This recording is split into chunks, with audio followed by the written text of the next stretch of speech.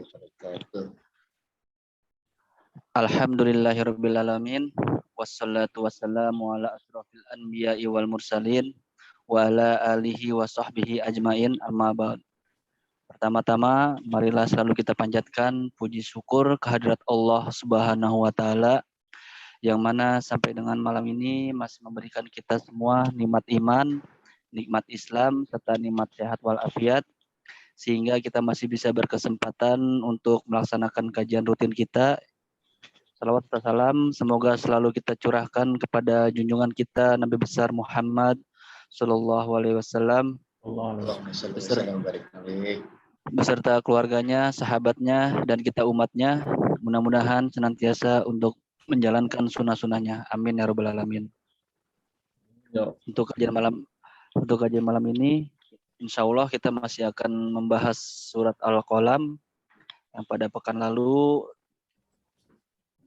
kita terhenti di ayat ketiga. Untuk lebih jelasnya, saya persilahkan kepada Pak Ustadz. Bismillahirrahmanirrahim. Assalamualaikum warahmatullahi wabarakatuh. Waalaikumsalam warahmatullahi wabarakatuh. Alhamdulillah. Summa alhamdulillah. Wassalatu wassalamu ala rasulillah. Khairi khalqillah nabiyina Muhammad ibni Abdillah wa ala alihi wa sahbihi wa mawala. Amma ba'd. Suaranya jelas ya, Sufyan? Jelas. Baik. Bismillahirrahmanirrahim. Subhanaka la ilma lana illa ma 'allamtana innaka antal alimul hakim. Rabbi shrah li sadri wa yassir li amri wahlul 'uqdatam min lisani yafqahu qawli. Allahumma 'allimna ma yanfa'una wanfa' bima 'allamtana wanfa'na bima 'allamtana wa zidna ilman ya rabbal alamin.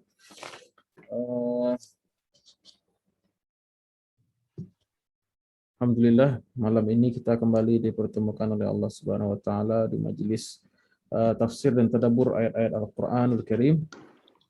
Semoga kehadiran kita ikhlas lillahi ta'ala sehingga diterima menjadi amal soleh. Salawat dan salam kepada Rasul junjungan kita Nabi besar Muhammad SAW telah menyampaikan Quran, telah menyampaikan Al-Quran kepada kita, mengajarkan ilmu-ilmu di dalamnya, sehingga kita pada hari ini alhamdulillah bisa melaksanakan nikmatnya iman wal Islam. Kita sampai pada surat baru, yaitu suratul Qalam. Sudah kita singgung kemarin 3 ayat ya? Iya. Oh, sudah 4 ayat. Wa innaka la'ala khuluqin azim. Nah, kita review sedikit ya supaya nyambung dengan ayat setelahnya. Allah Subhanahu wa Ta'ala di surat ini setidaknya ada 3 topik utama. Surat Al-Qalam ini yang pertama tentang pembelaan Allah terhadap Rasulullah SAW yang dituduh dengan tuduhan yang keji, yaitu dituduh gila dan lain sebagainya. Kemudian jaminan penjagaan dari Allah Subhanahu wa Ta'ala dari pahalanya. Kemudian topik yang kedua bicara tentang ashabul bustan atau ashabul jannah. Jannah di sini maknanya bustan atau hadiqah, pemilik kebun, sebuah cerita yang masyhur, letak di daerah Yaman, Sana'a. Nanti pembahasan di ayat-ayat yang dari tengah, cukup panjang juga kisahnya. Ini sebuah kisah gitu ya. Kemudian bagian yang ketiga tentang 2 keadaan manusia, yaitu muslimun atau mukminun dengan al-mujrimun atau orang-orang kafir atau orang mujrim. Di akhirat nanti akan ditunjukkan bagaimana hukuman atau dampak yang mereka terima dari perbuatan mereka. Kemudian kita sampai masuk pada ayat Allah membuka surat ini dengan nun, yaitu huruf-huruf yang terpotong. Allahu a'lam bimuradihi, hakikatnya Allah yang tahu maksudnya. Yang jelas huruf-huruf yang terpotong ini mengisyaratkan tantangan dari Allah pada orang-orang yang katanya fasih berbahasa Arab atau ahli lughah untuk mendatangkan Al-Qur'an yang memang terdiri dari huruf-huruf yang disusun yang mereka kenal secara baik, yaitu huruf alif, lam, mim, huruf nun dan lain sebagainya. Tapi mereka tidak bisa mendatangkan kalimat atau ayat setanding atau surat yang setanding dengan Al-Qur'an. Kemudian Allah bersumpah dengan Al-Qalam di sini, wal qalami. Waw di sini waw qasam, bukan waw ataf ya. Waw di sini waw qasam, artinya Allah bersumpah dengan Al-Qalam. Sudah kita uraikan kemarin makna Al-Qalam bisa bermakna qalam al-ula atau qalam al-awwal, qalam yang awal diciptakan oleh Allah Subhanahu wa taala untuk menulis semua takdir dan kejadian penciptaan seluruh makhluk, atau qalam bermakna qalamul malaikah, penanya para malaikat yang menyalin, yang mentransfer wahyu yang ada di Lauhil Mahfuz untuk disampaikan kepada manusia, kepada para rasul, nabi dan rasul. Atau al-qalam di sini bermakna pena secara umum, alat yang ma'ruf digunakan untuk menulis. Nah, kalau kita tahu bahwasanya kaidah mengatakan kalau Allah bersumpah dengan al-muqsam bihi, kalau Allah bersumpah dengan sesuatu bermakna sesuatu tersebut memiliki kedudukan, sesuatu tersebut memiliki keistimewaan yang mesti memalingkan pikiran kita untuk memperhatikannya. Ya, memalingkan pikiran kita untuk memikirkan, atau wajib bagi kita untuk memikirkan kedudukan hal yang menjadi objek sumpah atau hal yang digunakan oleh Allah dalam bersumpah dalam Al-Quran, pastilah memiliki keistimewaan tertentu yang kita mesti mentadaburi atau mempelajarinya. Allah bersumpah dengan apapun yang Dia kehendaki. Ya, terkadang Allah bersumpah dengan waktu, misalnya wal asri wal laili wal duha, atau Allah bersumpah dengan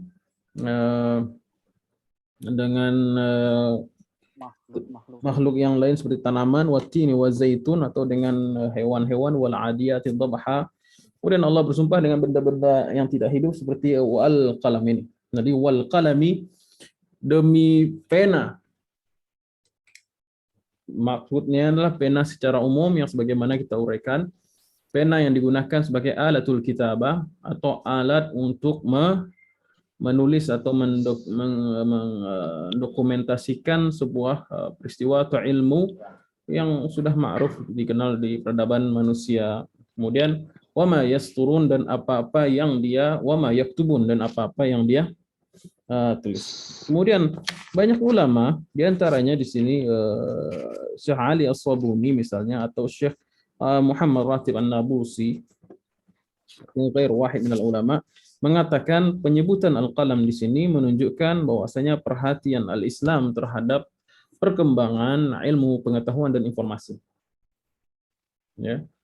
Perkembangan ilmu pengetahuan dan informasi, kita juga telah bahas kemarin bahwasanya alat-alat atau wasilah yang menghantarkan kepada ilmu pengetahuan itu banyak disebut dalam Al-Qur'an. Allah menyebutkan Iqra bismi rabbikal ladzi khalaq, karena membaca salah satu wasilah untuk mendapatkan ilmu. Kemudian wal qalami wa ma yasturun, sebab qalam ini merupakan alat yang bisa digunakan untuk mengikat ilmu tersebut. Kemudian Allah menyuruh kita bertanya, fas'alu ahla dzikri in kuntum la ta'lamun. Kemudian Allah Subhanahu wa taala menyuruh kita untuk bertakwa, karena takwa salah satu wasilah untuk mendapatkan ilmu. Wattaqullah wa yu'allimukumullah, dan lain sebagainya. Jadi intinya tidak diragukan lagi bahwasanya Islam sangat menyeru kepada umatnya untuk belajar, untuk mencatat, untuk mengumpulkan informasi-informasi yang berarti. Lalu apa kaitannya dengan jawab sumpah kalau begitu? Ma anta bi ni'mati rabbika bimajnun wa inna laka la ajran ghairu mamnun wa innaka la ala khuluqin azim. Ini jawab sumpah dari al-qalam wa ma yastur. Apa munasabatnya? Apa kaitannya?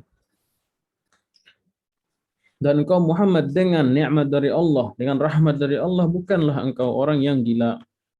Apa kaitannya? Kemudian wa innalaka la ajran ghairu mamnun, dan sungguhnya engkau Muhammad mendapatkan pahala yang sama sekali tidak berkurang, tidak terputus dan tidak terhingga.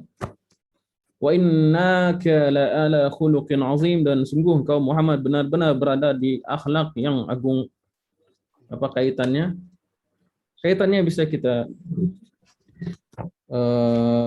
simpulkan bahwasanya celaan orang-orang kafir yang menuduh Nabi Muhammad SAW dengan tuduhan yang tidak baik. Nabi dituduh sihir, penyair, tukang sihir, gila. Itu tidak akan pernah dicatat dalam sejarah hal tersebut. Maksudnya sejarah akan senantiasa mencatat keagungan pribadi Rasulullah SAW. Yang terbukti hari ini tidak orang Muslim, orang kafir, orang non-Muslim pun mengakui kehebatan, kepribadian, dan kemu'jizatan Rasulullah Shallallahu Alaihi Wasallam. Ya, jadi wal qalami wa ma yasturun, seolah Allah bersumpah demi pena yang akan mencatat seluruh kejadian, peristiwa, perkataan orang-orang, akan nampak di situ siapa yang benar-benar mulia, siapa yang dituduhkan, siapa yang bersalah, dan siapa yang difitnah, dan siapa yang akan menang pada akhirnya, yaitu Rasulullah Shallallahu Alaihi Wasallam. Kemudian mungkin kita akan berpikir, kenapa lafaz junun ini diabadikan oleh Allah Subhanahu wa taala dan dilekatkan seolah dengan Rasulullah SAW? Apa itu tidak terlalu berlebihan atau bagaimana? Ada yang punya ide di sini? Kenapa harus diabadikan lafaz gila ini, majnun ini, kepada Rasulullah sallallahu alaihi wasallam walaupun dalam bentuk penafian? Ma anta, ma nafiyah, ma anta bi ni'mati rabbika bimajnun. Kenapa harus diabadikan gitu kata gila ini? Dahsyatnya hinaan orang musyrik, Ustaz. Bisa jadi. Iya, terhadap Rasulullah, Ustaz. Boleh. Kuatnya serangan pada Rasulullah sallallahu alaihi wasallam dan bentuk pembelaan yang nyata kepada Rasulullah. Baik, jahit. Bagus. Kemudian apa lagi? Ini diskusi ya, bukan ceramah ya. Syekh Khalid mungkin, atau ada mahasiswa-mahasiswi di sini?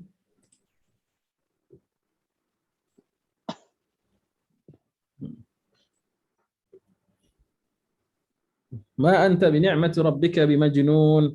Kata ulama, salah satunya Syekh Muhammad Ratib An-Nabusi dalam tafsirnya,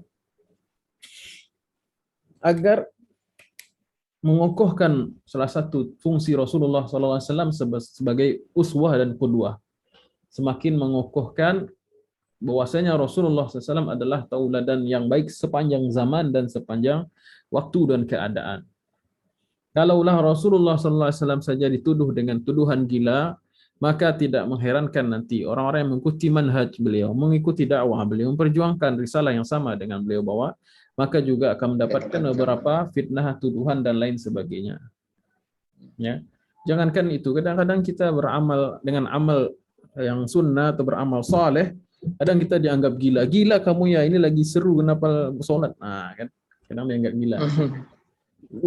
Kamu bisa umroh gitu kan, wah ngabisin duit gitu kan, gila kamu. Nah, sebagainya. Atau kita keluar dari sebuah pekerjaan yang haram, wah gila kamu ya, gaji besar situ gede gitu kan.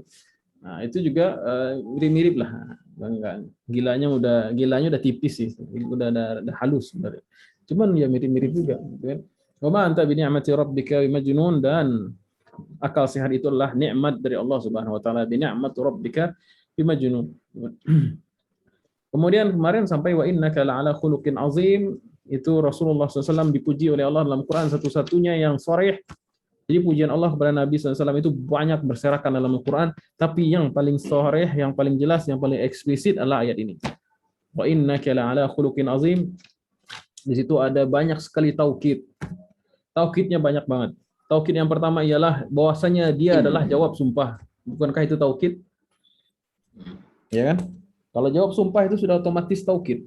Kemudian yang kedua, Allah memakai inna. Inna juga huruf taukid. Dan wa innaka, dan engkau sungguhnya la'ala. Ala juga huruf taukid. Kalau nggak pakai lam taukid juga itu. Lam taukid, ala di sini makna taukidnya taukid maknawi. Artinya kalau tidak pakai ala pun tidak masalah, atau tidak pakai lam pun tidak masalah. Innaka ala khuluqin azim, atau innaka sahibu khuluqin azimin. Bisa, nggak perlu pakai ala. Apa itu makna ala? Dalam bahasa ala artinya isti'la, untuk menunjukkan sesuatu itu berada di atas sesuatu. Jadi wa innaka, dan kaf di sini mukhatab tunggal mufrad. Engkau tunggal menunjukkan juga pengkhususan kepada Rasulullah Sallallahu Alaihi Wasallam, dan tidak laku kepada selain beliau. Nanti hati-hati ya. Tidak semua khitab tunggal itu laku kepada Nabi, berlaku kepada Nabi, juga berlaku kepada selain Nabi. Nah, seperti firman Allah, fasalli li rabbika wanhar. Apa artinya? Dan solatlah kamu solat Id. Kamu itu berkurbanlah. Itu tidak hanya kaf di sini mukhatab kepada Rasulullah, khitab kepada Rasulullah, tidak hanya berlaku kepada Rasulullah saja, tapi juga kepada seluruh umatnya. Tapi kaf di sini nggak berlaku kepada kita. Jadi jangan kegeeran nanti. Wa innaka ya Rizki la ala khuluqin azim. Wah, dipuji sama Allah nih saya. Jadi ada kaf yang menunjukkan khususiyah, menunjukkan kekhususan bagi Rasulullah Sallallahu Alaihi Wasallam. Wa innaka ya Muhammad, harus seperti itu, nggak boleh yang lain. Nggak boleh yang lain, karena ini khusus pada Rasulullah SAW. Wa innaka la ala khuluqin azim, sungguhnya engkau berada di atas seluruh akhlak yang baik. Ya. Soal kalau ada, kata ulama, kalau ada akhlak yang baik, ya kalau kalimat akhlak itu sendiri kalau tanpa adjektif itu bermakna positif. Dia punya akhlak, maksudnya dia punya akhlak yang baik. Nggak perlu adjektif sebenarnya, nggak perlu kata sifat lagi, karena akhlak itu kalimat yang tidak memerlukan adjektif, keterangan sifat lagi. Enggak. Kalau dia bilang, oh dia punya akhlak, itu nggak perlu kata sifat, kecuali ditambahkan adjektif yang jelek. Ini nggak ada akhlak, ini akhlaknya buruk, gitu kan? Nah, ini akhlaknya buruk, berarti dia memang asli akhlaknya buruk. Nggak bisa kita katakan dia akhlaknya buruk, berarti akhlaknya baik, nggak bisa. Dia perlu kalau sudah ditempelkan adjektif negatif, maka otomatis sudah negatif. Nah, sama seperti daging sapi halal. Kalau dicampur dengan daging babi, otomatis dia akan buruk. Nah, tapi kalau daging sapi kita sebut daging, mananya daging yang baik. Wa innaka la'ala khuluqin azim, mananya Rasulullah, engkau wahai Muhammad, sungguhnya engkau benar-benar di atas semua akhlak-akhlak yang baik. Kalau ada akhlak yang baik kita kumpulkan, Rasulullah di atas itu semua. Rasulullah di atas itu semua. Jadi levelnya beda. Levelnya sudah beda, ya. Kemudian azim ditambahkan lagi adjektif tentu menguatkan makna khuluq yang baik tadi, azim. Tapi ini azim ini ada pendapat ulama yang cukup baik, ya. Dikutip oleh Imam Al-Qurtubi dalam tafsirnya. Kenapa Allah menisbatkan akhlak dengan kata azim? Azim itu agung, besar. Qala Al-Junaid, summiya khuluquhu aziman, dikatakan akhlaknya Rasulullah itu azim li'annahu lam takun lahu himmatun siwallahi ta'ala. Allahu Akbar. Sebab Rasul itu dikatakan Rasul itu punya akhlak yang azim sebab tidak ada tujuan beliau selain ridho Allah. Catat ini.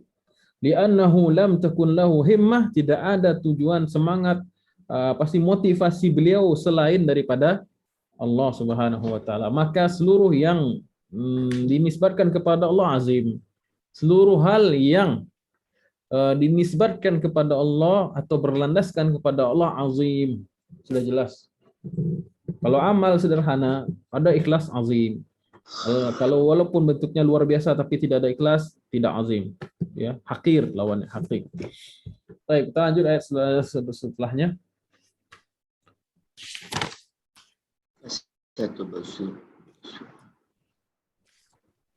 Apa istilahnya itu?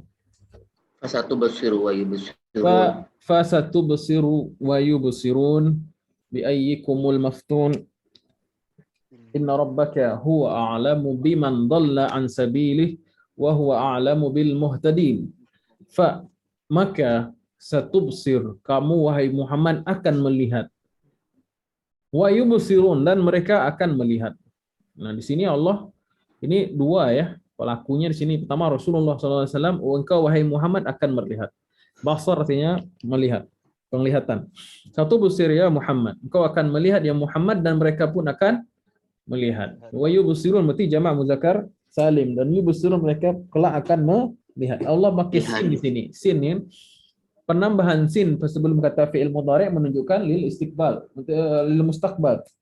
Penambahan sin sebelum fi'il mudhari' menunjukkan yang akan datang dalam waktu yang dekat. Beda dengan fasaufa tubsir atau fasaufa yubsirun. Tapi Allah bilang fasatubsiru wa yubsirun. Yang ada bahasa Arab pasti ngerti. Dan dalam waktu yang dekat kamu akan melihat ya Muhammad, dan mereka akan melihat. Apa maksudnya?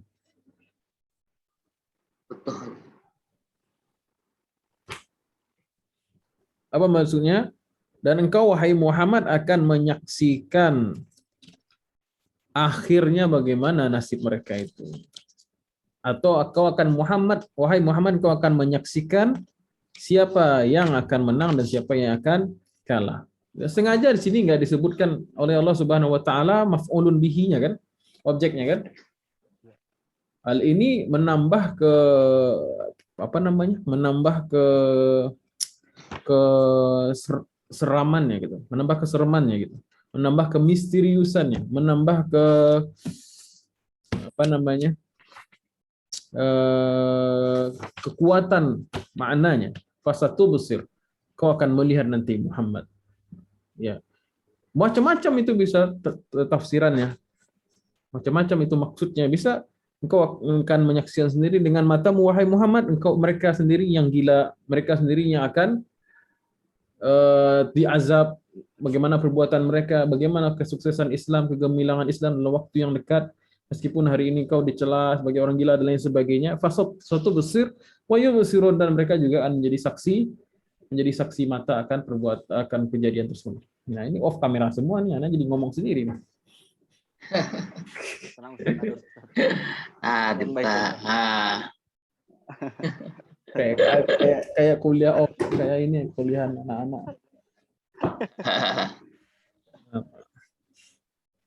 Ana ngisi pengajian di rumah sakit, ini kajiannya online juga, rumah sakit di sini. Itu off semua kameranya. Jadi kayak sendiri. Nah, selalu bilang panitia, bilang tuh onin semua kamera gitu. Lagi kerja Ustaz, pengajian karyawan itu. Baik, saya mana tadi? Fasatu basiru wa yubsirun. Nah, jadi kamu dan wahai Muhammad sallallahu alaihi wasallam, kamu dan mereka akan sama-sama menyaksikan, menjadi saksi mata bagaimana hakikat atau bagaimana kejadian nanti di masa depan. Dan ini ucapan ya bagi zat yang benar-benar mengetahui bagaimana takdir itu berlaku, bagaimana alam ini bergerak, bagaimana akhir dari masing-masing perbuatan, ya. Ya kan, seolah-olah Allah Subhanahu wa taala telah menunggu di masa depan tersebut. Kemudian dia berkata kepada kekasihnya Muhammad sallallahu alaihi wasallam, fasutubsir wa yubsirun. Ini bisa seperti pedang yang punya dua mata. Kenapa? Ketika dibilang fasatubsir ya Muhammad, itu kabar gembira, ya kan? Iya enggak? Kayak orang janji investasi, bulan depan kamu lihat atau tahun depan kamu lihat, ya kan? Artinya apa? Kan ada keuntungan gitu kan, nggak mungkin kan dia investasi banyak dia bilang tahun depan kamu lihat kamu gagal, nggak begitu, ya kan? Tahun depan kamu lihat hasilnya. Ini kalau nge-gym itu misalnya 3 bulan kamu lihat ntar 3 bulan nambah otot, masa otot murni ya 5 kilo misalnya 10 kilo itu lemak pada turun semua, rontok semua, ntar kamu lihat. Kalau orang yang ahli, cuman orang yang ahli kalau ngomong begini tuh orang yang ahli, dan itu adalah Allah Subhanahu wa taala yang itu. Jadi ini satu sisi fasatu besir ialah kabar gembira bagi Rasulullah sallallahu alaihi wasallam, wa yubsirun, dan mereka akan melihat juga. Itu kabar gembira? Tidak, itu adalah ancaman.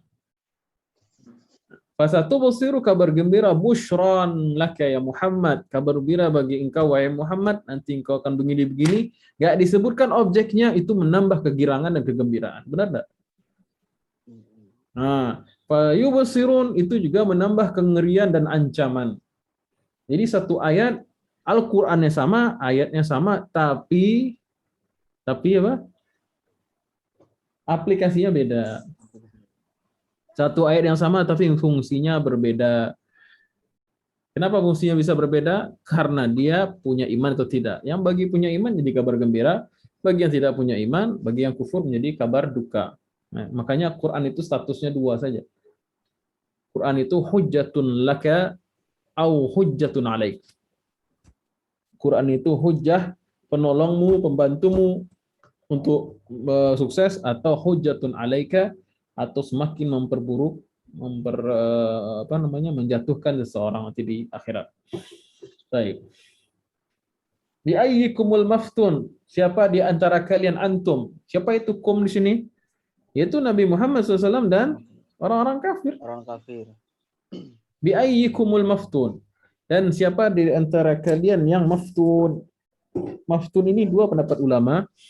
Maftun dari kata fitnah, artinya yang difitnah, yang terfitnah. Al-maftun maksudnya yang terfitnah, maksudnya terfitnah dengan junun, dengan kegilaan. Siapa yang benar-benar gila itu sebenarnya? Itu makna yang pertama. Yang kedua al-maftun, ya, itu seakar dengan kata fatin, artinya emas. Emas itu disebut fatin karena dia dibakar dulu sehingga dia baru murni. Jadi bi ayyikumul maftun, siapa kalian yang dibakar nanti di neraka. Jadi dua maknanya.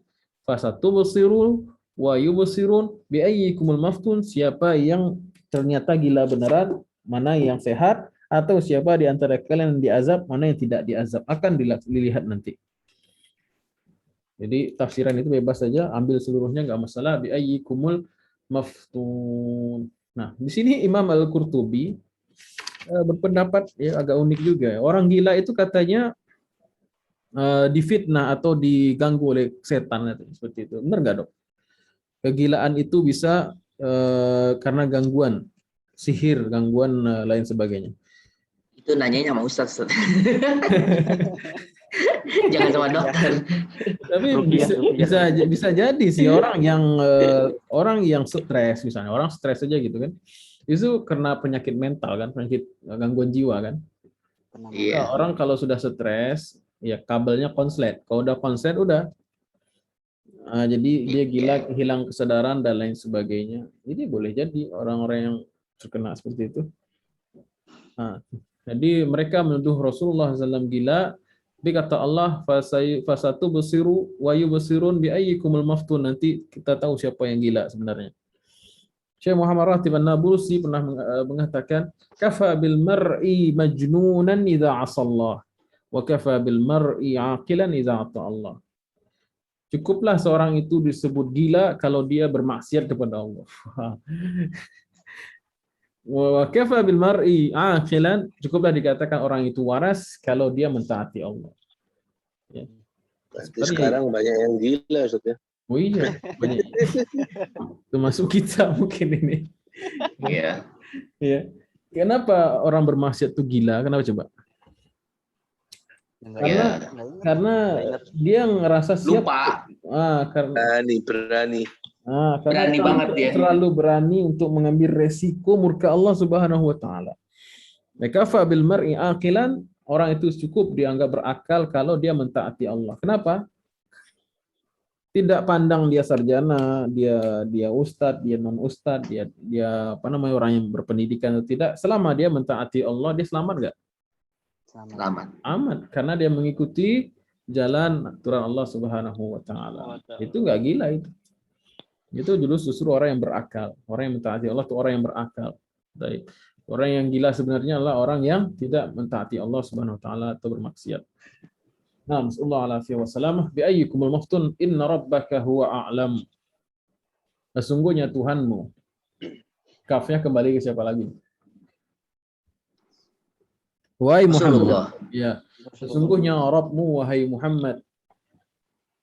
Rabb yang menjagamu, yang menciptakanmu, yang memelihara kamu, yang memandu kamu, yang melindungi kamu. Itu makna Rabb. Rabb itu banyak maknanya. Inna rabbaka, sungguhnya Tuhanmu, wahai Muhammad, yang telah menciptakan, memelihara, memberi rizki, menjaga, menuntun, merawat. Huwa a'lam, dia yang paling tahu. Ya. Dia yang paling tahu biman dhalla an sabilihi, siapa yang telah sesat dari jalannya, wa huwa a'lamu bil muhtadin, dan sebaliknya juga Allah yang paling tahu siapa yang mendapatkan petunjuk. Nah. Baik. Apa maksudnya? Hanya Allah yang paling tahu, wahai Muhammad, siapa yang sesat jalan dan siapa yang benar jalan.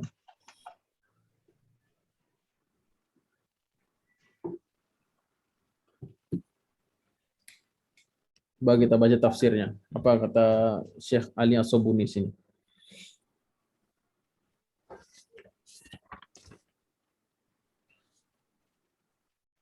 Ai huwa subhanahu al-alim bisyaqi al-munharif an dinillahi wa tariqil huda. Dan Allah lah subhanahu wa ta'ala yang maha mengetahui orang yang celaka, yang tersesat dari jalan petunjuk Allah subhanahu wa ta'ala. Siapa itu? Mereka yang membuli Rasulullah sallallahu alaihi wasallam. A'lam. Allah bilang, aku yang paling tahu siapa yang telah menyakitimu wahai Muhammad sallallahu alaihi wasallam. Sekedar tahu gitu. Konsekuensi kalau Allah tahu apa? Kuman nih. Ya. Kalau kita misalnya ngadu ya, kita ngadu ke orang, kita anak anggap diri kita masih kecil ya. Lalu kita ngadu kepada orang tua kita, tadi dipukul sama teman, dibully di kelas, itu kan misalnya kita ngadu. Apa kata orang tua? Mama tahu, papa tahu. Maksudnya apa itu? Baru ngomong papa, mama tahu saja kita udah tenang. Artinya apa? Akan ada solusi, gitu kan? Akan ada apa namanya istilahnya? Perlindungan. Ada perlindungan, dan itu bukan masalah. Aku tahu, gitu. Orang tua bilang kami tahu. Ya. Nah, segitu dekatnya hubungan Rabb Allah Subhanahu wa taala, apalagi Allah bilang sini inna rabbaka, sungguhnya yang menciptakanmu ini wahai Muhammad, sungguhnya yang memelihara kamu, mengawasimu, a'lam, telah mengetahui dan yang paling tahu tentang kejadian-kejadian yang berlaku. Maka seolah Allah Subhanahu wa taala dengan kata-kata ini sudah cukup mengisyaratkan bahwasanya Allah akan memberi pembelaan, bantuan yang menenangkan hati Rasulullah SAW. Ya. Kemudian wa huwa a'lamu bil muhtadin, dan Allah juga paling tahu siapa yang muhtad.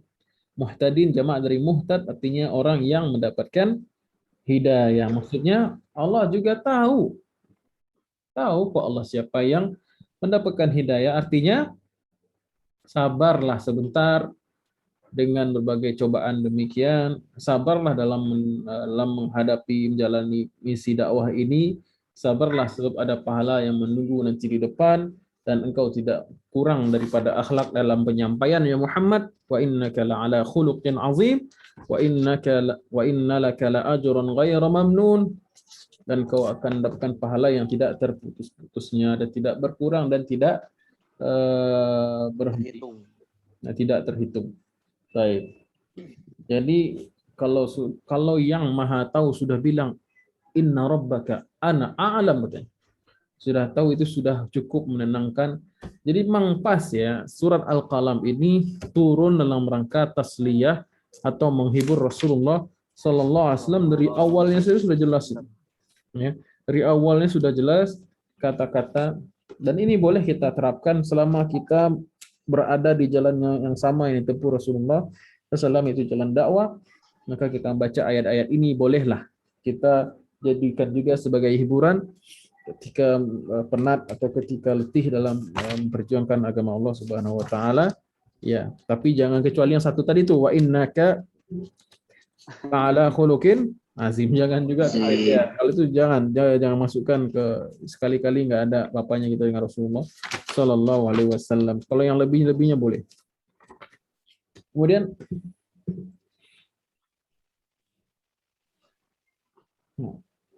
apa lagi?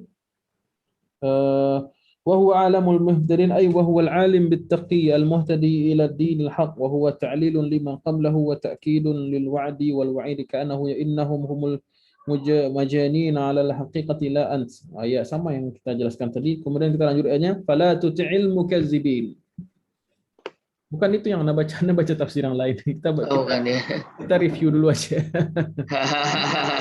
Anda baca tafsir. Nah, ini ada di bawah, Ustaz. Enggak. Kita belum baca ayat. Referensi kita alhamdulillah banyak nih. Tapi bingung baca yang mana nih. Baik. Udah sampai ya? Oh, berarti kita syarh kalimat sekarang. Nun.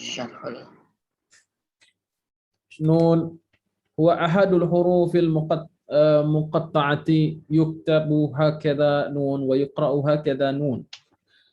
Adalah salah satu huruf yang terpotong-potong. Maksudnya huruf yang terpotong-potong, bukan huruf yang terpotong, potongan huruf.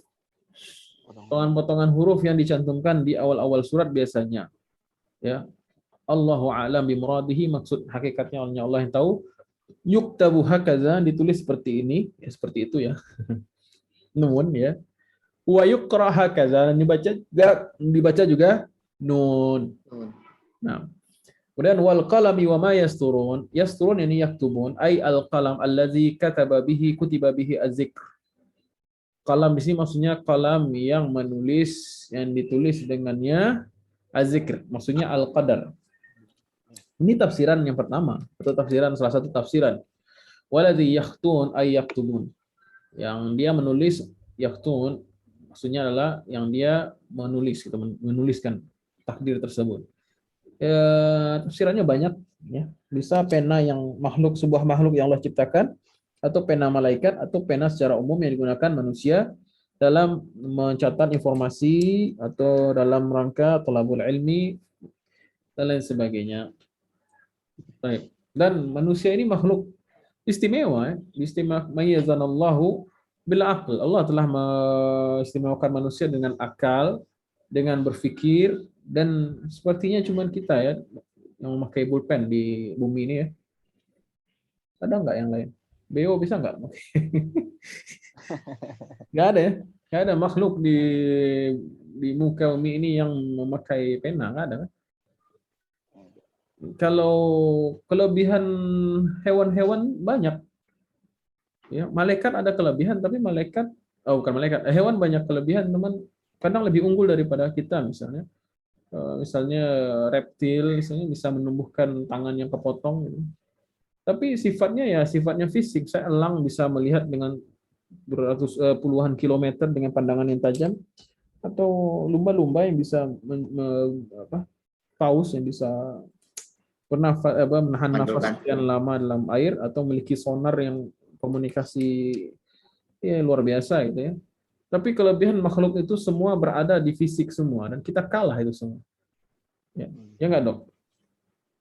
Napas nahan 5 menit aja udah ngap-ngap ya. Pandangan kita juga pendek sekali. Kalau umur 50 udah berkacamata bolak-balik kan gini-gini kan. Nah. Belum 50, saat 40 aja udah gitu, Ustaz. Misalnya kalau hidung penciuman misalnya, mohon maaf, anjing itu jauh juga tuh ciuman dia tuh. Bagus. Iya. Nah, kita kena COVID langsung hilang gitu. Jadi kalau kelebihan manusia itu memang pada ilmu, hikmah, ya, pada din, agama. Hanya simbol-simbol ilmu pengetahuan itu benar-benar ditampakkan dalam Al-Quran seperti kalimat kalam ini. Ya. Kemudian ma anta bi ni'mati rabbika ay lasta bima an'ama Allahu 'alaika minan nubuwwati wa ma wahabaka minal kamal.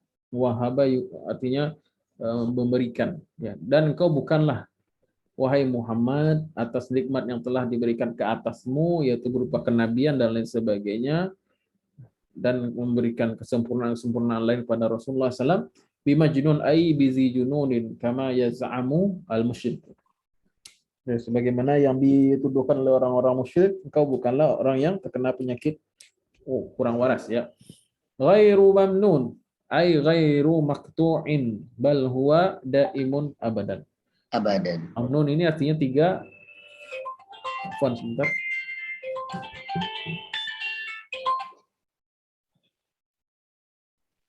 Ada telepon masuk. Ya. Mamnun ada 3 makna. Yang pertama, ghair maktu, tidak terputus. Kemudian ghair manqus, tidak berkurang. Dan yang ketiga ketiga mamnun maknanya likasratiha, atau sangat banyak ya. Jadi tidak terhitung. Ghair mahdud ya, kan. Ghair manqus, ghair maqtu, dengan ghair mahdud ya, tidak terbatas. Bi'ayyikumul maftun ay bi'ayyikum al-junun. Siapa di antara kalian yang difitnah atau terfitnah dengan al-majnun. Dan itu ada hadis Rasulullah SAW kalau tidak salah ya.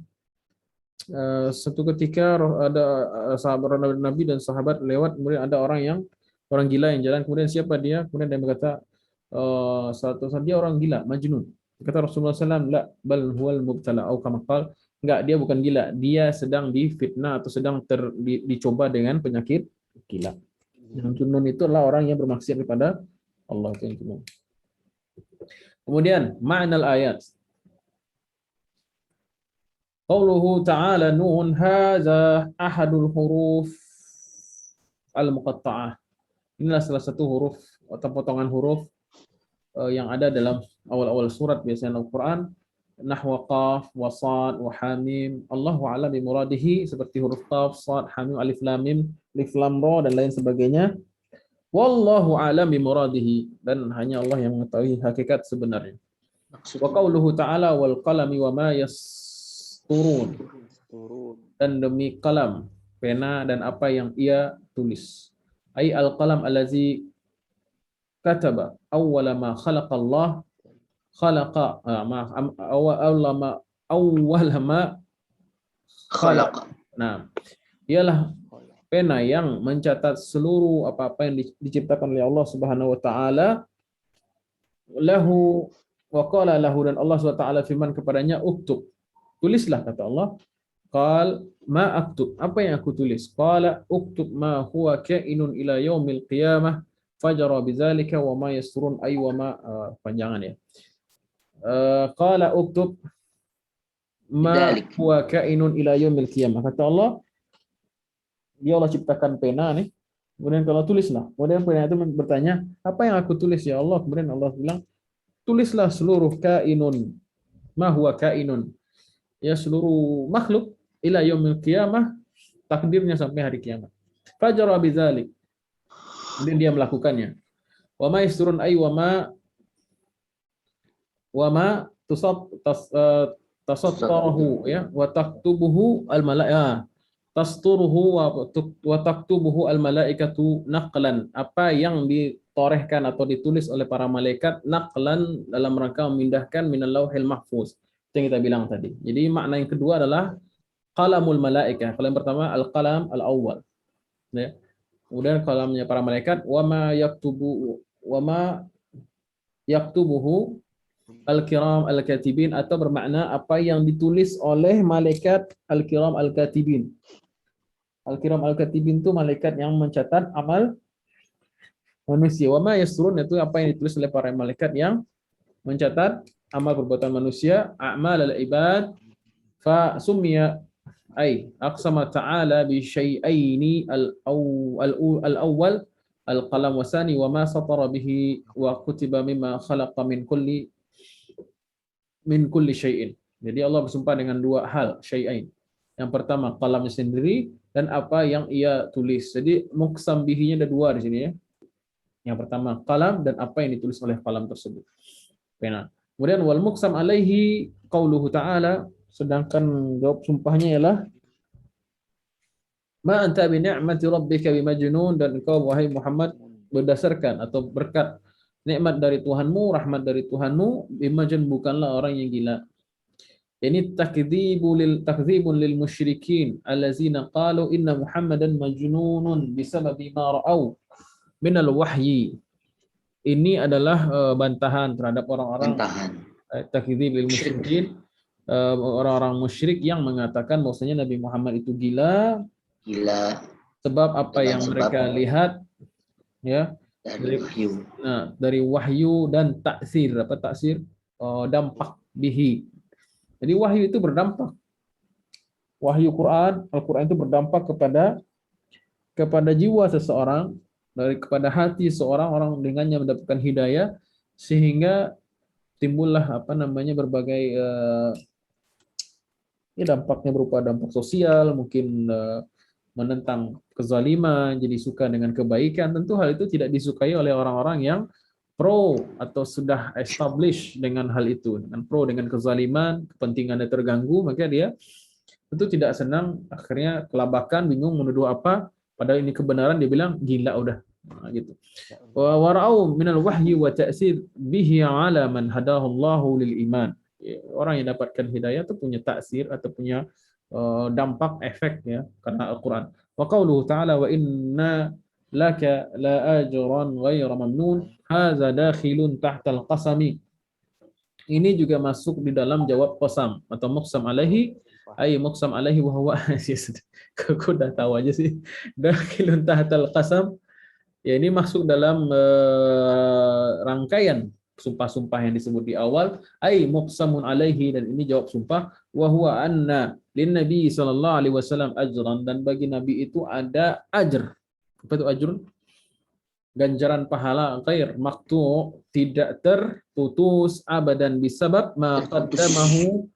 Kenapa pahala Nabi itu tidak terputus? Sebab Rasulullah ayat awal yang berdakwah. Siapa yang di depan dalam berdakwah, makin banyak pahalanya. Karena semua orang yang diajak itu mendapatkan pahala yang sama tanpa mengurangi pahala orang yang mengikuti. Ya. Nah, bisabab ma qaddamahu min a'mal salihah wa 'azzamaha ma bayyanahu minal. Nah, kemudian Allah melipat gandakan menjadi besar amal tersebut minal huda. Ma bayyanahu minal huda wa ma sannahu min turuqil khair. Sebabkan Nabi SAW itu mensunnahkan atau membuat sunnah. Sunnah itu artinya kebiasaan. Sanna artinya membuat sesuatu itu menjadi biasa, jadi sebuah jalan kesunnahan. Min turuqil khair, jalan-jalan kebaikan. Id man manna sunnatan hasanatan, yang mana kalau orang itu membuat sunnah, membuat sesuatu hal yang baik, falahu ajruha, maka dia mendapatkan pahalanya, wa ajru man amila biha, dan pahala orang yang melakukannya juga, orang yang terinspirasi dengan perbuatan kita, orang yang mengikuti, orang yang senang dan dia mengikuti, orang yang insaf gara-gara perbuatan kita, gitu kan. Tidak mesti ucapan, tidak mesti tulisan, kadang akhlak itu juga bisa menjadi inspirasi bagi orang lain, bahkan tulisan atau status mungkin yang mengisi kebaikan, insya Allah juga. Tapi jangan sampai kita menjadi apa coba? Pribadi itu dua saja. Kalau nggak ditiru dengan kebaikannya atau orang mengambil pelajaran dari dia. Itu apa namanya, koruptor itu punya kebaikan nggak? Yang ditangkap OTT itu punya kebaikan nggak? Punya kebaikan. Punya. Dia menjadi ayat. Dia menjadi contoh pelajaran bagi orang lain. Bukan zatnya baik, bukan zat dari perbuatannya itu baik, tapi ada sisi lain yang mendapat kebaikan dari perbuatan itu. Tapi emang malu sih. Tuh, lihat tuh bapak dia tuh kan. Malu juga gitu kan. Nah, tapi jangan sampai lah. Ya. Bapak sama anaknya korup. Nah, tuh. Man amila biha ila yaumiddin, sampai hari kiamat. Jadi argo dari pahala berdakwah itu, argonya tuh nggak ada habis-habisnya sampai hari kiamat itu. Ya, baru terputus kalau sudah kiamat, tidak lagi orang yang beriman dan beramal soleh, baru terputus pahalanya. Nah, jadi bisnis yang menjanjikan itu ialah ngajak dalam dakwah, ya, bukan membisniskan dakwah, ya, maksudnya mengajak orang ke dalam dakwah, itu adalah tijarah. Makanya ketika Allah menyuruh kita berdakwah, apa katanya? Hal adullukum ya allazina amanu hal adullukum ala tijaratin tunjikum min azabin alim. Ya, mau enggak aku Min azabin alim. Nah, mau nggak aku tunjukkan pada kalian sebuah bisnis yang prospeknya bagus, yang menjanjikan, ya, nggak ada rugi, yaitu adalah tu'minuna billah, beriman kepada Allah, ya, dan lain sebagainya. Ila yaumiddin kama annal jannata ajru kama anna jannata ajru kulli amalin salihin. Sebagaimana surga itu adalah ganjaran bagi setiap amal saleh. Walir rasuli fiha ajrun ghairu maqtu, dan bagi Rasulullah pahala beliau itu tidak terputus, ballahu a'laha, bahkan Rasulullah itu adanya di level paling atas. Ini kalau di MLM itu udah paling apa itu, diamond sih istilahnya, udah yang paling top 10 itu, dok, presiden, direktur, ya. Nah, lahu a'laha wa afdaluha, dan yang paling utama. Kemudian apa lagi bawah?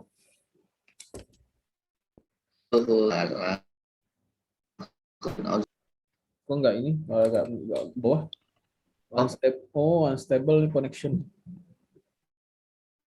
Unstable.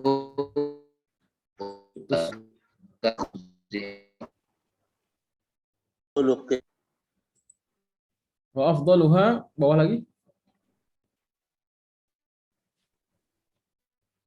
Bawah lagi. Nah, apa dok? Bawah lagi dok. Oh sih. Cek. Wah, putus-putus nih. Dengar suaranya nggak, Ki? Jelas. Nah, wa qauluhu sudah? Sudah belum? Wa qauluhu Wa in wa innaka la'ala khuluqin azim hadza aidan dakhilun fi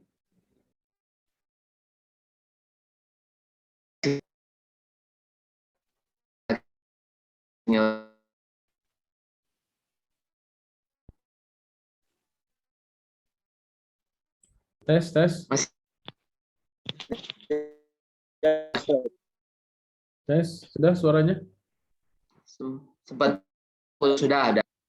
Ya. Qaulu ta'ala wa innaka la'ala khuluqin azim, dan sungguhnya engkau Muhammad benar berada di atas akhlak yang agung. Hadza aidan dakhilun fi hizil muqsami alaih. Ini masih masuk ke dalam kategori jawab sumpah bahwa anan Nabi sallallahu alaihi wasallam Muhammadan la'ala khuluqin, benar-benar berada di atas akhlak, ay adabin azimin, adab yang luhur, yang tinggi, agung, besar. Haitsu addabahu rabbuhu fa kaifa la yakunu akmalal khalqi adaban. Sebagaimana Allah Subhanahu wa taala telah mendidik, mentarbiah Rasulullah SAW, bagaimana enggak mungkin beliau menjadi pantas saja beliau menjadi akmal, ya, akhlaknya di akmalul khulq adaban wasiratuhu wa ma khutiba bihi fil Quran, ya, dan apa yang telah disebutkan dalam Al-Quran min masalin khuzil afwa afwan, sebagaimana firman Allah khuzil afwa wa'mur bil urf, wahai Muhammad jadilah orang yang berpemaaf, wa'mur bil urf, dan ajalah orang pada kebaikan, wa'arid 'anil jahilin, ya, dan palinglah dari orang-orang yang jahil, ya. Wa mislu, ini sebagai ayat-ayat, contoh-contoh ayat aja ya. Ya, ginilah didikan Allah Subhanahu wa taala pada Rasulullah sallallahu alaihi wasallam. Di surat Abasa juga pernah kita bahas panjang lebar bagaimana Allah mendidik Rasulnya melalui teguran yang halus, ya. Abasa wa tawalla ja'ahul a'wa ma yudrika la'allahu yazakka, dan lain sebagainya. Wa mislu wa syawirhum fil amr. Wahai Muhammad, bermusyawarahlah dengan urusan dakwah agama ini dengan bersama mereka, yaitu para sahabat. Wa mislu walau kunta fazzan ghalidhal qalbi lan faddu min haulik. Atau firman Allah Subhanahu wa taala, wahai Muhammad, kalau engkau fazzan ghalidhan, bersikap keras, kasar, keras hati, lan faddu min haulik, mereka pasti akan berlari darimu. Ila ghairi zalika, dan ayat-ayat yang lain, minal adab ar-rafi'ah, dari ayat adab yang luhur, allati addaballahu biha rasulahu, yang mana Allah telah mendidik nabinya, mimma ja'alahu akmalan nas, sehingga dia menjadi manusia yang insan kamil, ya, insan yang sempurna, adaban wa khuluqan, secara adab, tata krama, nilai moral, akhlak. Qad su'ilat Aisyatu an khuluqin nabi, dan Ibunda Aisyah pernah ditanya tentang akhlaknya Rasulullah. Faqalat kana khuluquhul Quran, akhlaknya Nabi itulah Al-Quran. Al-Quran. Wa an nafsihi addabani rabbi, dan Nabi sendiri pernah ngomong addabani rabbi, Allah telah mendidikku. Fa ahsana ta'dibi, mendidikku dengan pendidikan yang baik. Wa qala innama bu'istu li utammima makarimal akhlaq, dan Nabi juga bersabda, sungguhnya aku diutus untuk menyempurnakan kemuliaan akhlak manusia. Baik, kita kira cukup ya. Ada pertanyaan biar kita sempurnakan dengan tanya jawab. Baik, kepada para jamaah, ada yang mau berdiskusi, dipersilakan.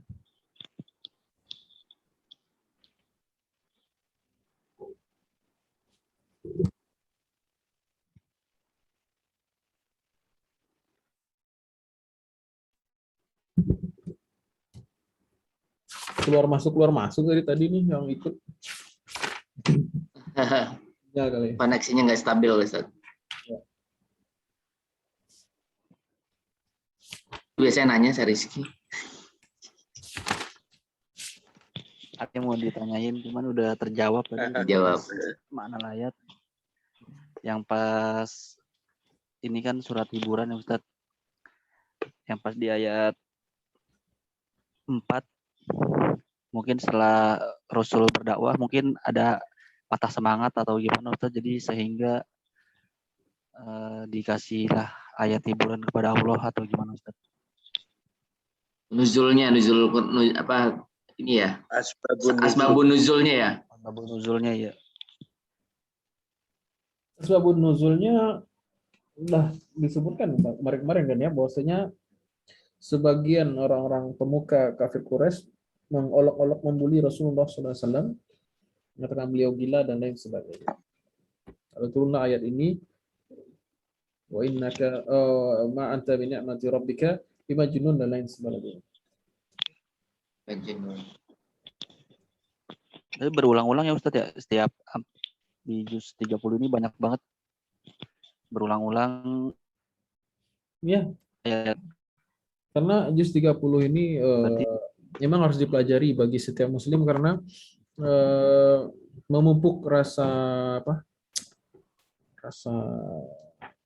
optimis. empati dengan dakwah. Empati.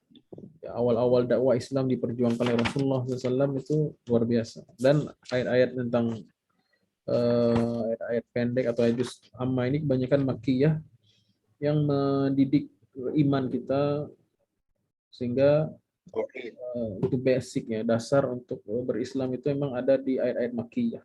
Ya.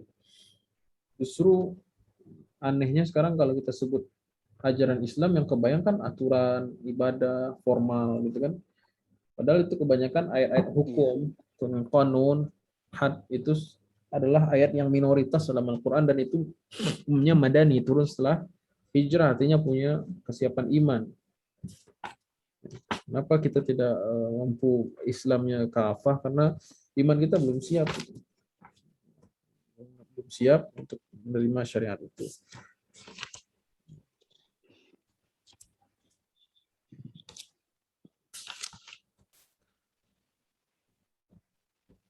Ada pertanyaan di chat? Nggak ada juga? Nggak ada.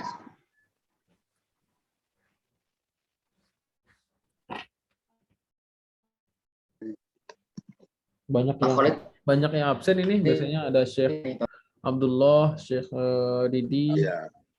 Oh iya, minta doa. Kalau Syekh Didi nggak bisa, kalau malam Jumat nggak bisa Ustaz Syekh Didi.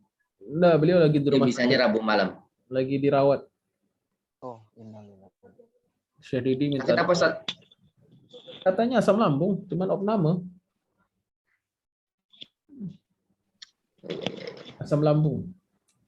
Minggu lalu juga dia nggak bisa kalau digeser ke malam Jumat sih. Oh iya. Jadwal shift kerjanya di pabrik.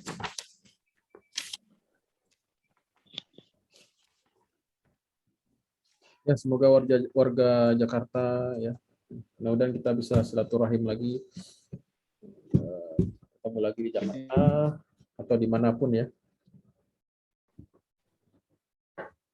Akbar itu.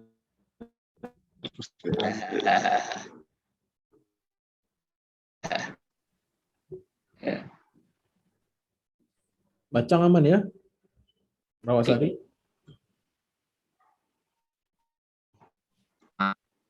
Masih resiko rendah. Rendah ya. Softnya. Udah rapet lagi softnya. Ya. Salam buat asatiz yang ngajar di Al-Falah ya. Ngajar langsung. Insyaallah. Ya. Insyaallah. Pertama Ustaz Mas'ud Ibnu Mas'ud. Ibnu Mas'ud. Ya, kita tutup dengan doa Mas Rizky. Alhamdulillah. Baik, terima kasih pada Pak Ustadz untuk kajian malam ini.